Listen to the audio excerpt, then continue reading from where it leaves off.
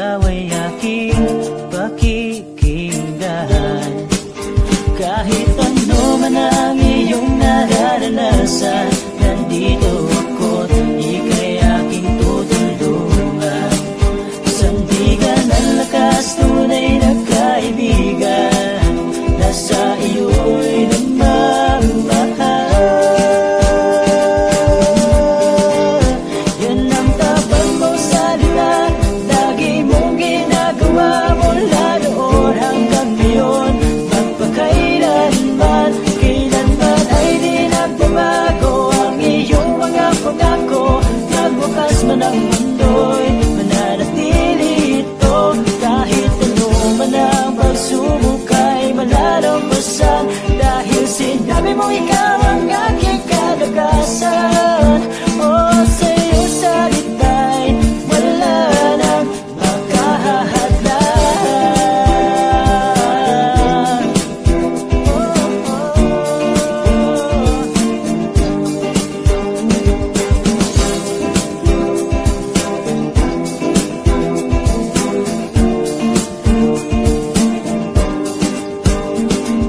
Ito ay sinabi mo rin na kahit ako'y nagkakasala, ako'y iyong patatawarin at itatama sa maling nagawa.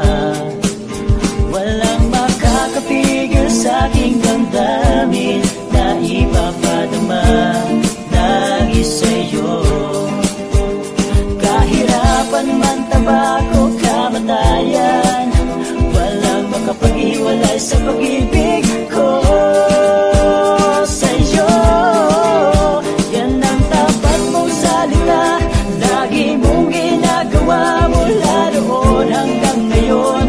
Magpakailanman, kailanman ay di nagbabago ang iyong mga pangako. Magwakas man ang mundo'y mananatili ito. Kahit ano man ang pagsubok ay malalampasan, dahil sinabi mo ikaw ang aking kalagasan.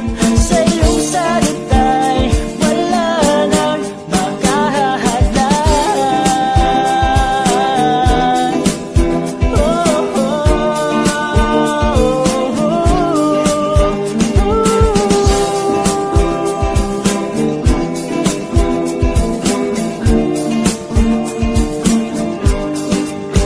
Yan ang tapat mo salita, lagi mong ginagawa mula noon hanggang ngayon. Magpakailanman, kailanman ay di nagbabago ang iyong mga pangako. Magwakas man ang mundo'y mananatili ito. Kahit ano man ang pagsubok ay malalampasan, dahil sinabi mo ikaw ang aking kalagasan.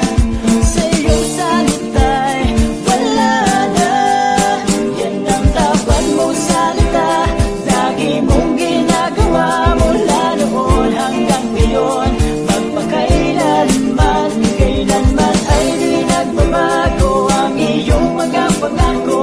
Magwakas man ang mundo'y mananatili ito. Kahit ano man ang pagsubok ay malalampasan, dahil sinabi mo ikaw ang aking kalagasan. Sa iyong salita'y wala nang makahahadlang. Oh, sa iyong salita'y wala nang makahahadlang. Oh, Diyos, sa iyong salita'y wala nang makahahadlang.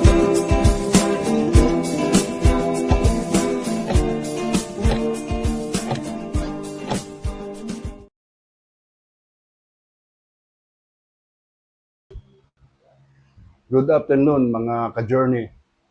Ang topic natin ngayon ay pinamagat natin na swerte o malas, the providence of God.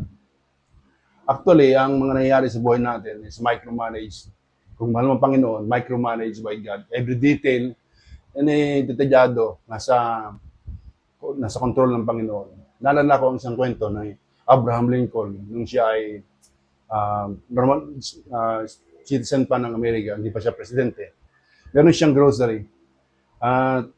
Gusto niya maging abogado, pero sabi niya gusto niya makabili ng libro ni Blackstone Commentaries on the Laws of England. Kasi yan ang kailangan sa pagiging abogado. Wala siyang pera. Nagkataon merong tumigil na kalesa dun sa harap ng grocery. Yung mag-asawa ay nagsabi na, pwede bang ibenta ko itong barrel namin? Yung parang drums, sabi. Naawa ko si Abraham Lincoln. Sabi niya, magkano? 50 cents. So, binili ni Abraham yung barrel. Sabi ng kanyang kaibigan, bakit bumili ka niyan? Wala ka nang pera. Naawa kasi ako. Pagkatapos, naisipan ni Abraham na alamin ko nasa loob ng barrel. Nung pagdampot niya, meron siyang naapa na panlibro. Dampot niya, nakalagay doon ng title ay Blackstone Commentaries on the Laws of England. Nagkataon ba yun? Hindi nagkataon yun. Talagang ang Diyos ay, bago pa lang manalangin si Abraham, sinagot na ng Diyos ang panalangin ni Abraham. Kaya sa buhay natin, walang aksidente na nangyayari or kamalasan. Tayo mga Christians, hindi dapat magsalita na, ay malas ka naman, ay swerte ka naman. Nagkataon lang to. No. Lahat ng pangyayari, kung mahal mang Diyos, it is micro-detail, micro-managed by God. Halimbawa, sa aklat ng, naalala ko nung ako'y writer pa sa comics. That was 1980s. Ang ginagawa ko pag ako nagsusulat ng mga kwento, ng mga kwento sa comics ay nagsisimula ako sa ending ng kwento. Yung bang, nagsimula ako sa wakas ng kwento, and then from the end, gumagawa ko ng plot, twist plot, climax, anti-climax. Nakagawa ko ng magandang kwento dahil nagsimula ako sa huli. Ganyan din Panginoon. Sa Isaiah, sabi ng Panginoon sa Isaiah 46 verse 10, I make known the end from the beginning, and from the ancient times, the things that you've done, saying, my counsel shall stand, and I will do the same. Sabi doon sa Isaiah ay, ginagawa ko ang kwento mula sa wakas, pasimula. Nagsisimula siya sa ending ng kwento, bago niya develop ang kwento ng buong kwento. Ganito nangyari sa aklat ng Gawa 8:1-4. Nagkaroon ng malaking pag-uusig ang mga New Christians doon sa Jerusalem. Sa aklat sa Gawa chapter 8, nagkaroon ng malawakang pag-uusig. Sabi ng Bible doon nagkaroon ng malawakang pag-uusig at pinipapatay yung mga bibilanggo, yung mga Kristiyano, may binabato at mayroong talagang hirapan. Nanggalat sila ngayon. Nung mangalat sila, ang ganda ng buhay nila nung chapter 1 hanggang chapter 7. Kasi well provided ng kanilang needs na magandang community, yung mga resources ng mga member binebenta, pagkatapos pinimigay sa bawat member ng community. Pero 7 chapters lang yon ang kanilang magandang buhay. Pagkatapos sa chapter 8, ayun, nagkahiwalay na sila. Sa kanilang paghihiwalay, ang sabi ng Bible, ginawa nilang pangaral ang mabuting balita sa Judea, Samaria, dun sa kalapit na bansa. No. Ito ang dahilan bakit nagkaroon ng pag-uusig. Sapagkat nalimutan na yung Acts chapter 8, chapter 1 verse 8, sabi doon sa Acts chapter 1. Sabi, may binili ng Panginoon sa kanila na dapat nilang gawin pagkatapos nang sila ay makakilala sa Panginoon, nabaptisman sa Banal na Espiritu. Sabi doon sa Acts chapter 1 ay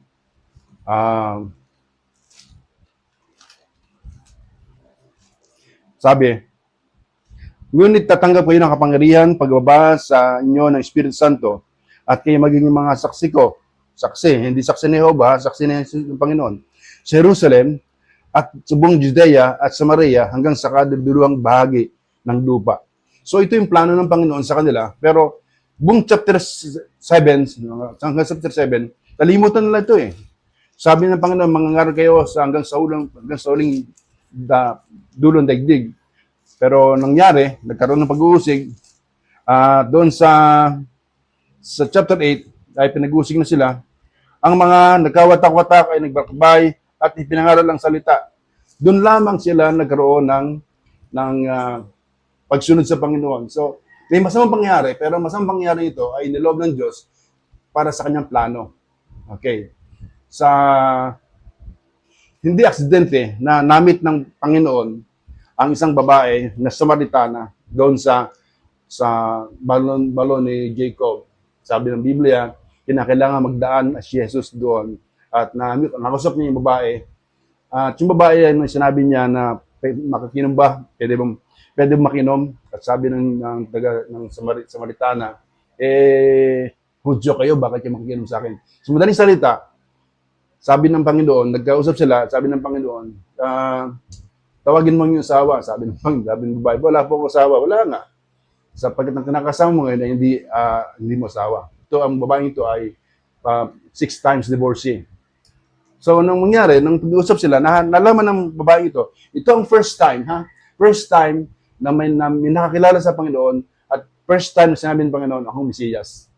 Ang nangyari dito, umalis yung babae, nagpunta doon sa bayan, at anong nangyari, sinabi niya sa mga tao na ito na kaya ang Kristo, ang aking hinihintay na Mesiyas.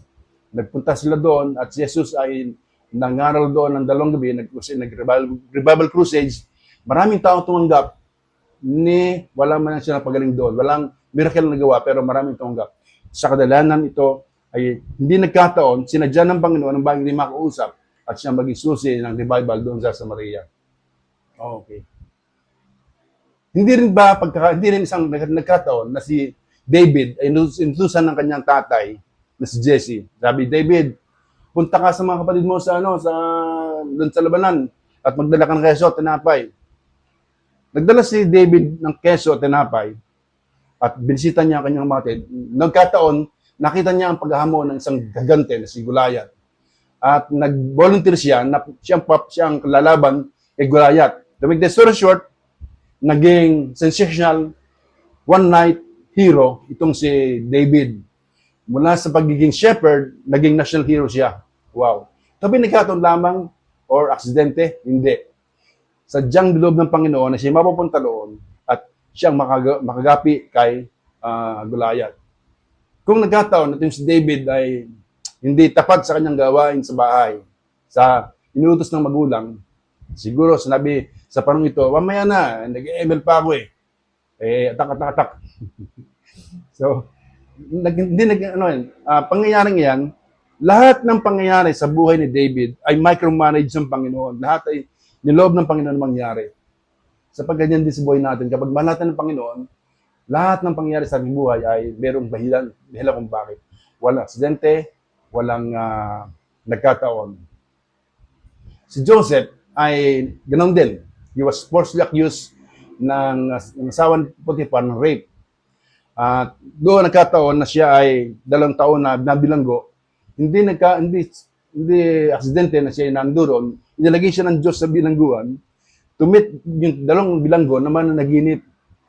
At tingnan niyo si Joseph from a shepherd naging national hero isang gabi lamang, isang araw lamang. Si David pala ay naging national hero isang gabi. From being shepherd to a national hero, isang araw lamang yon. Ito naman si Joseph, from BJMP, nakasuot ng BJMP, bilanggo, ay sinuotan siya ng robe ng Paraon dahilan sa pangyayari na na-interpret niya ang panaginip. At dahilan sa siya ay nabilanggo, doon sa bilangguan, nakilala niya 2 inmates na naginip din at nagkaroon ng interpretasyon niya. At yung interpretasyon ay nagkatotoo at nalaman ng hari na magaling siya mag-interpret ng dreams, pinakawon siya, pinatawag, in-interpret ni Joseph ang dreams. Nung ma-interpret ng Joseph ang dreams, sabi, sino bang dapat ating ilagay bilang tagapangsiwa? Hindi ikaw na lang. So, ito ang napakaganda, the beauty of the plano ng Panginoon. From being a shepherd to national hero, from being an inmate to the second ranking sa Egypt. Walang aksidente, walang nagkataon. Lahat ay nasa plano ng Panginoon. Ganon din si Rebecca, na naging asawa ni Isaac. Faithful siyang kumukuha ng tubig sa balon tuwing umaga. Isang araw namit niya si Eliezer na inutusan ni Abraham na kumuha ng asawa para sa kanyang anak na si Isaac. Sabi ni Eliezer, Ganito, Panginoon, makalalaman ko kung ang babaeng bibigay mo sa aking anak ng aking Panginoon ay siya na. Pag sinabi niya na papainumin ko po kayo, pati ang yung kamelyo, yun yung babae. So itong si Rebecca, dahil sa kanyang katabatan, sa kanyang tungkulin araw-araw, nagpunta na siya. At ganun nangyari, sabi niya doon sa kay Eliezer, kailangan po niyang tubig, bigyan ko kayo at saka inyong kamelyo. To make the story short, itong si Rebecca, dahil sa kanyang katapatan sa pang-araw, mundane task na gawin niya ang pinagagawa sa kanya, ay nag-asawa siya ng hindi lang mayaman, guwapo pa. Ang anak ni Abraham. From being ay naging heredera pa itong si Rebecca. Well, sabi ng Bible, Romans 8:28, everything works together for good to them that love God. Lahat ng bagay ay gumagawang sa mabuti ng mga ibig sa Kanya.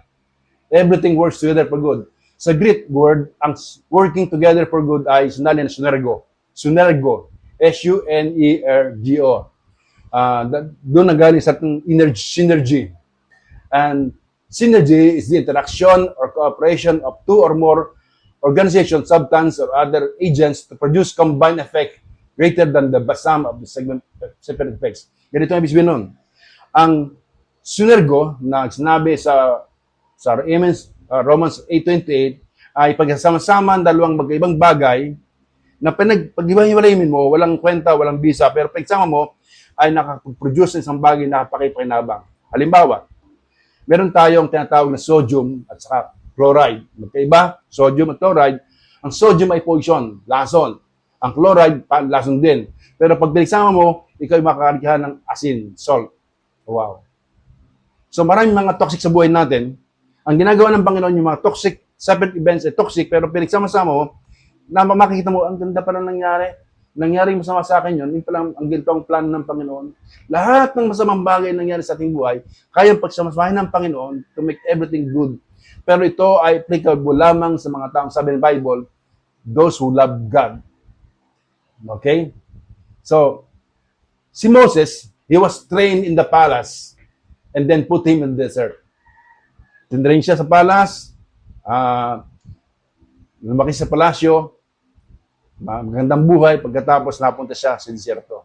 Ito naman si David ay nag-train sa desierto, napunta siya sa kaharian. That's how God works. Okay? God's curriculum is different from men's. Kaya, kung ikaw ay nasa desierto ngayon, malay mo, baka bukas nasa palasyo ka. Or, maybe, nasa palasyo ka, bukas nasa desierto. In whatever way, ang God Diyos ay nandiriyan, kasama mo, at hindi ka niya iiwan, gagawin niya ang purpose niya sa iyong buhay. Isa rin pangyayari sa buhay ni David. Si David ay nabalitaan niya nung pag-uwi niya sa Siklag, yung kanyang lugar na pansamantang tinitirahan ay sunog, pinagdala ang kanyang mga mahal sa buhay at mga kasawa ng kanyang mga tauhan, dinala ng Amalekites malayo. Ito yung time na si David ay nagsosolo at sinabi niyang mga kanyang mga tauhan, 600 soldiers na plano siyang patayin. Nag-pray si David, Lord, pag hinabol ko ba ang mga Amalekites, makikita ko ba sila? Sabi ng Panginoon siya, habulin mo. Walang sinabi ang Diyos ng direksyon kung saan siya pupunta. Nag-bypass siya, lakad siya, at nung siyang lalakad na, nang siya palaban na, ay siya natagpuan isang Egyptian slave. Yung Egyptian slave, 3 days nang nandoon. Sabi ng Egyptian slave, bakit yan narito? Sabi ng David sa kanyang sa taong ito, bakit yan narito? Kasi po, iniwan na po ako ng mga guys, dahil sa ako ay may sakit na makabala pa ako sa ng pagtakas o kanyang paglayo. Aksidente ba na yung slave na yun ay iniwan doon for 3 days? And 3 days ago, sinunog ng mga Amalekites yung kanilang kinalalagyan ng lugar. Hindi aksidente. Sadyang nilagay ng Panginoon yung Egyptian doon para malaman ni David kung saan ang direksyon ng mga Amalekita. Wow. Micromanage ng Panginoon ng lahat ng pangyayari sa buhay natin. Mga itong nakakausap natin, nabubunggo, nakakausap, yan ay hindi aksidente. Merong reason kung bakit nangyari at kung bakit mo siya nakilala. Kaya maging alert tayo sa mga bagay na nilalapit sa atin ng Panginoon.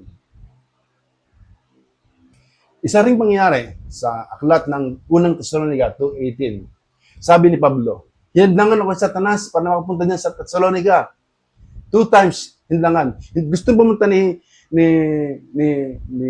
Pablo sa Thessalonica, ngunit sabi ng Bible, hinlangan siya ni Satanas. Well, mabuti na lang may hadlang si Satanas. Kasi kung hindi inihadlangan ni Satanas, hindi makapagsusulat si Pablo ng 1 Thessalonians, 2 Thessalonians.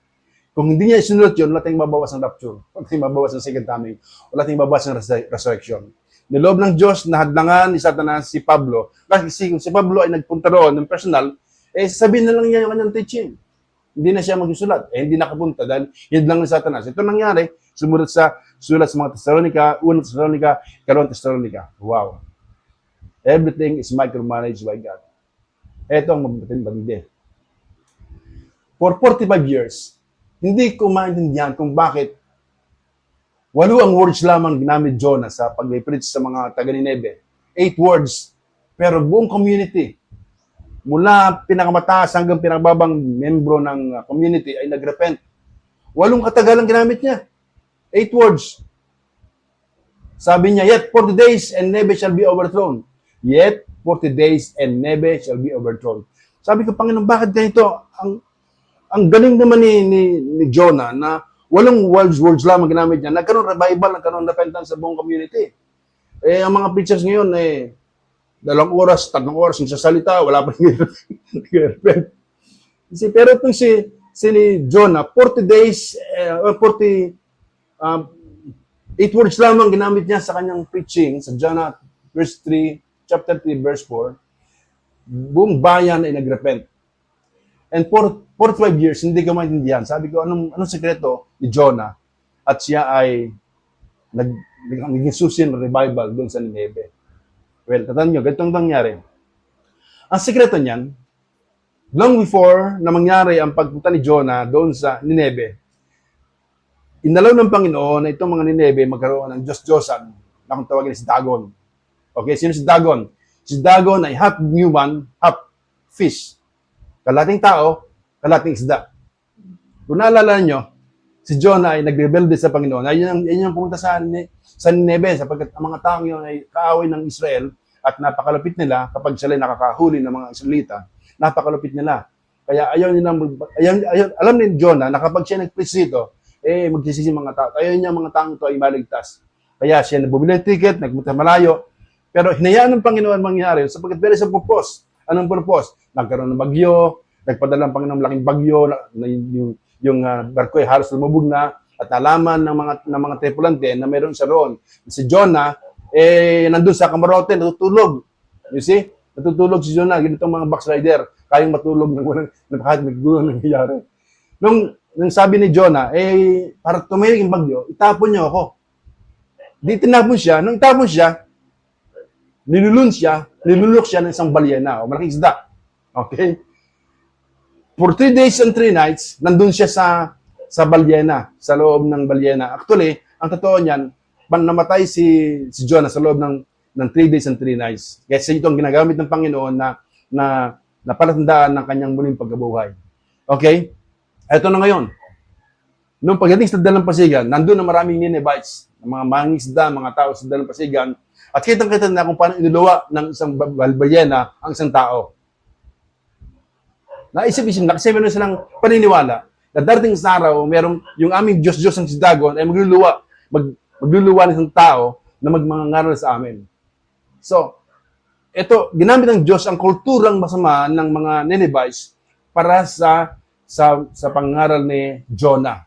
Nangyari na sabihin niya, yet 40 days and Nineveh shall be overthrown. Nagrepent ang buong community dahil sa ginamit ng Diyos ang Diyos ang si Dagon. Wow. Hallelujah. Thank you, Lord.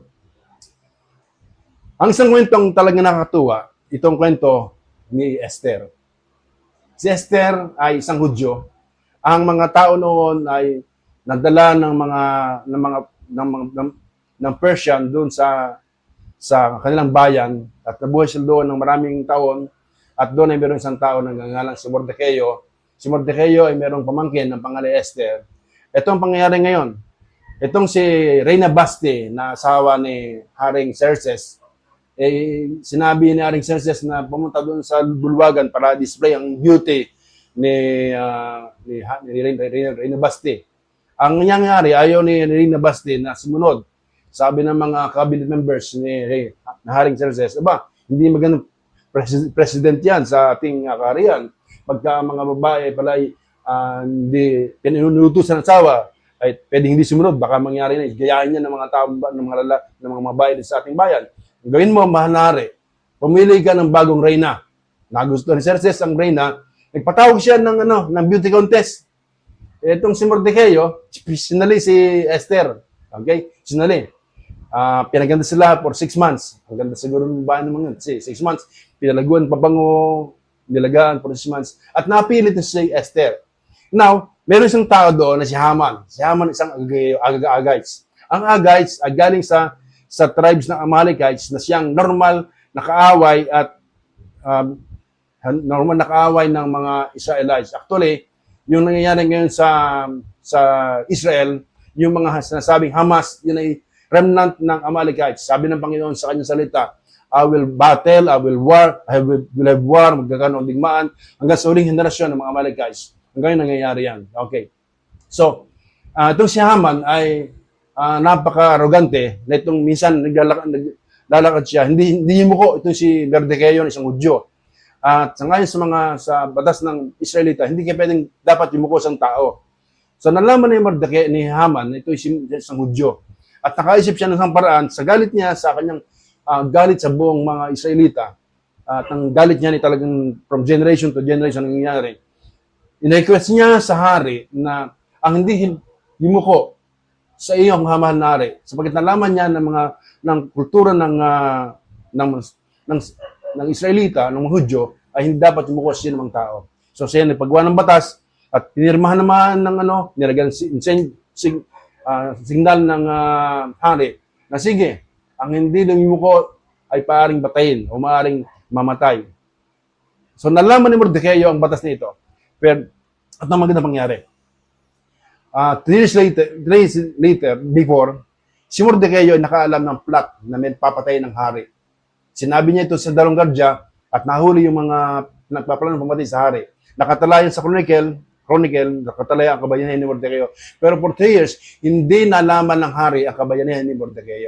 Nung gabi, na nagkaroon ng batas na lahat ng mga taong di samba, hindi yuko sa hari ay papatayin, hindi siya makatulog. Sabi ng Bible, hindi makatulog si Haring Xerxes.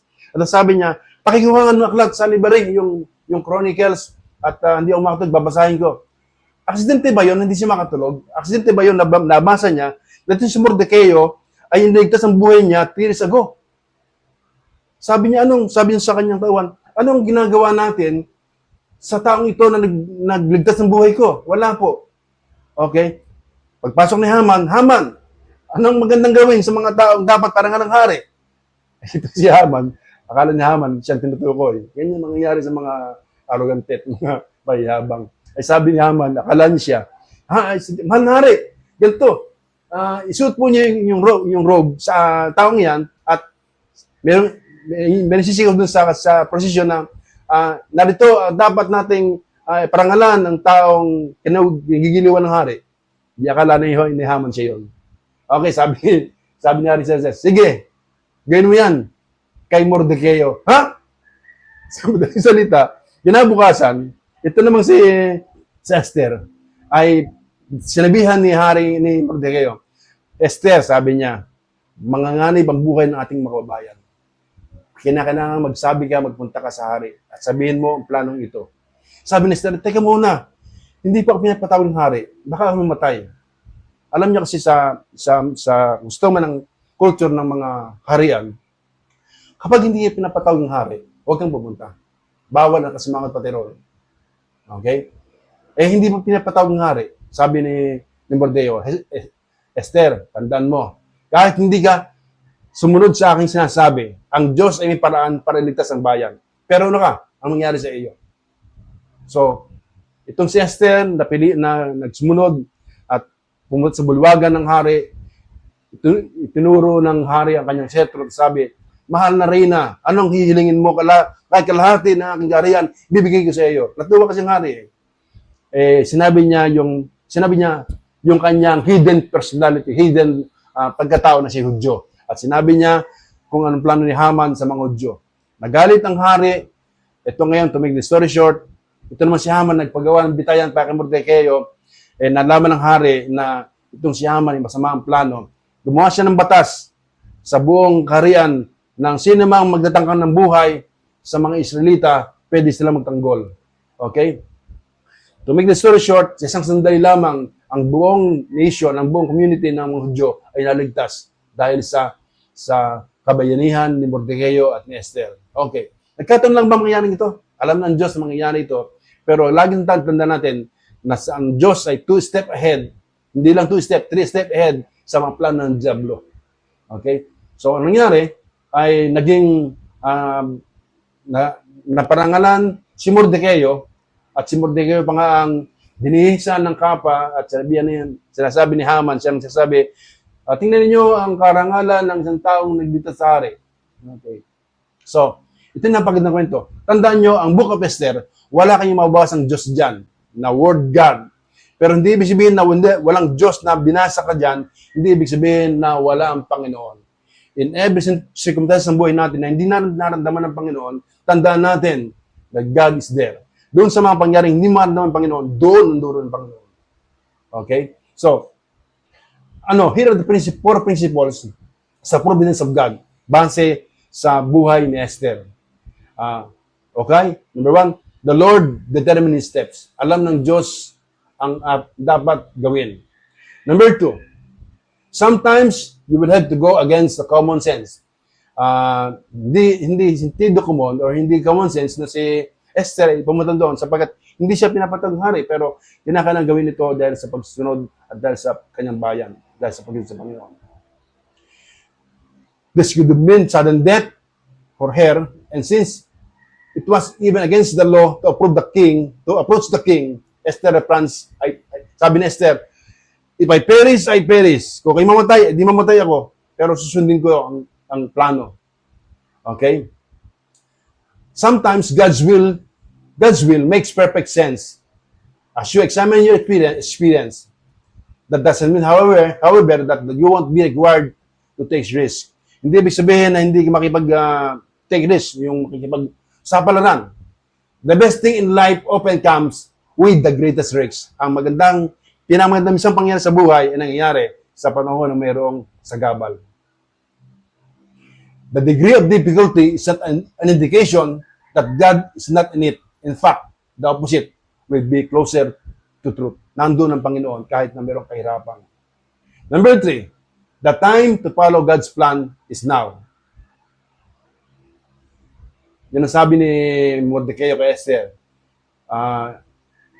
Maybe, sabi ni Mordecao, baka hindi mo alam, baka nangyari ito dahil tinadhana ka ng Panginoon para sa pangyaring ito. Well, sa lahat ng mga hearers, sa lahat ng mga ginaginig, walang aksidente, walang lugar na hindi, pagdadala sa ng Panginoon na hindi niya alam kung mahal mo ang Panginoon.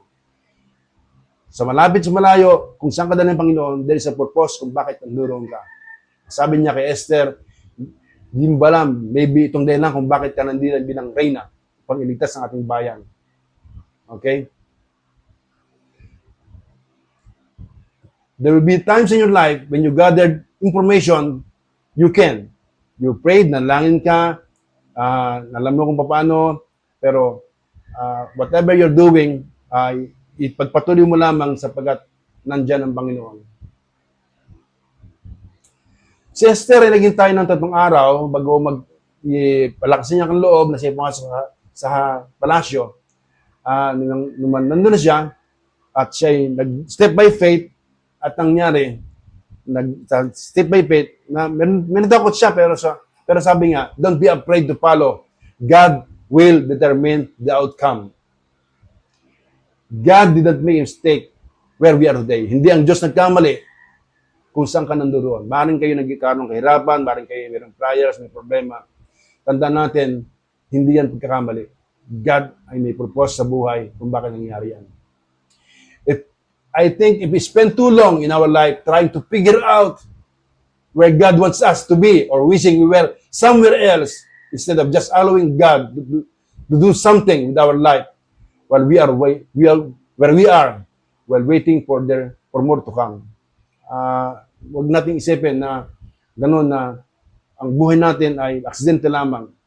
Kung saan tayo nandoon, God has put you there. Number 4, trusting in the providence of God completely brings regard rewards. Ang pagtitiwala sa providence of God, makapangyarang kilos ng Diyos, ay nagdadala ng malaking gantimpala. Ang nangyari, ang buong probinsya, in every province, in every city, nang malaman nilang edict ng hari, yung sabi ng hari, they rose to arm at nangyari naligtas ang buong bayan. Okay? Esther 7 nation, her obedience saved God's people from destruction. The reward for obedience was even better than expected. Kapag tayo ay nahihirapan sa buhay, ay mas mabubuti na laging biblically sumunod sa sinasabi ng Panginoon. Okay? When was the last time you asked, God, what do you want to do through my life? Kailan na huli mo tanong, Panginoon, ano bang gusto mo sa buhay ko na gawin? Are you ready to walk by faith? Madalas ang mga tao ay naka-neglect or nililipasan ng himala because sa kanyang sabi, ito yung nagkataon lamang, swerte, malas, aksidente. God has left nothing to chance, nothing to luck, nothing to coincidence. God has a day-to-day involvement in our lives. And that is the providence of God. Daily things that appear to be happenstance, aksidente, maaaring tingin aksidente, ay mayroong plano sa buhay natin. Hindi ka manas, hindi ka swerte, hindi nagkataon, at hindi aksidente, na pinapanggan mo ito ngayon. When you love God, everything in your life, follow God's blueprint. Doon nga, laging sinasabi ko, na at the end of the day, sa bandang huli ng buhay ninyo, ito nakasulat. And they live happily ever after. Good afternoon, and God bless you all.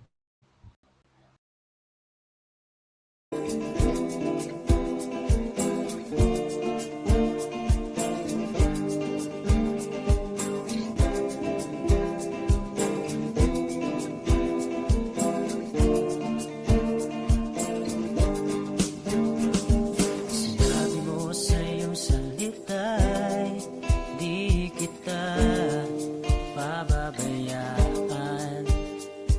Tumawag ka't manalangin at ikaw ay aking pakikinggan. Kahit ano man ang iyong nararanasan, nandito ako't ika'y aking tutulungan. Sandigan ang lakas, tunay na kaibigan, nasa iyo'y nagmamahal. Yan ang tapang mo salita, lagi mong ginagawa mula noon hanggang ngayon. Magpakailanman, kailanman ay di nagbabago ang iyong mga pangako. Magbukas man ang mundo'y mananatili ito. Kahit ano man ang pagsubok ay malalampasan, dahil sinabi mo ikaw ang aking kalakasan.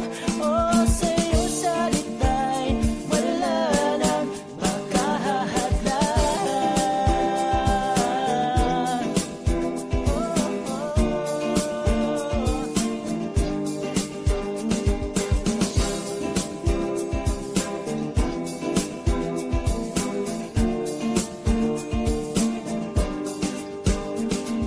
Ito ay sinabi mo rin na kahit ako'y nagkakasala, ako'y iyong patatawarin at itatama sa maling nagawa. Walang makakapigil sa aking damdamin na ipapadama lagi sa'yo. Kahirapan man, tabako, kamatayan, walang makapag-iwalay sa pag-ibig ko.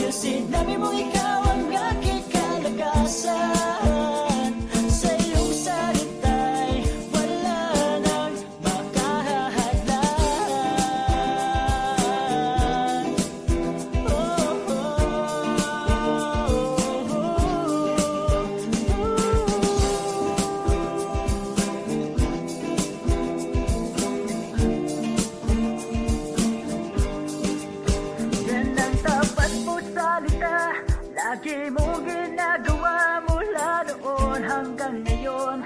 Magpakailanman, kailanman ay di nagbabago ang iyong mga pangako.